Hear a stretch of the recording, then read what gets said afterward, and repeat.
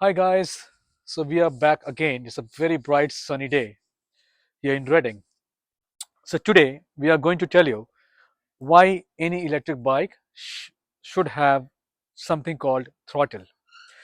Throttle, now there are two types of throttle. This one is a thumb throttle, which means you just press it and the back tire, the rear tire starts moving and you change the pedal assist modes and it moves faster. You see? Now the other throttle can be a twist throttle. You have it on the handlebar grip, and all you have to do is rotate it. We have a thumb throttle.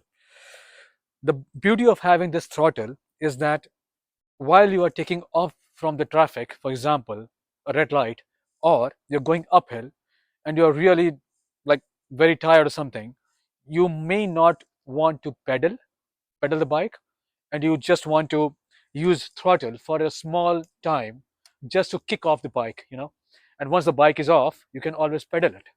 The throttle comes very handy. It's one of the number one question which every customer asks us. Okay, that sounds cool, but is the throttle legal? Yes, um, and no. So the real answer is here in the UK, even in Europe, they say that there is a slight bit of gray area. So throttle is legal up to a speed of roughly 6 kilometers per hour. You know, uh, even the old people, they ride those scooters. And those scooters are not allowed to go beyond 6 kilometers per hour, and that's 100% throttle based. Likewise, in electric bike, throttle is legal up till 6 kilometers per hour, which comes to around 3.4, 3.3 miles per hour.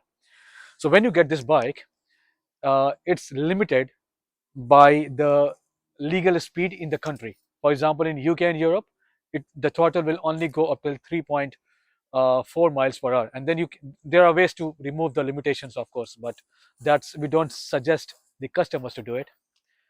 In the US, throttle is totally legal.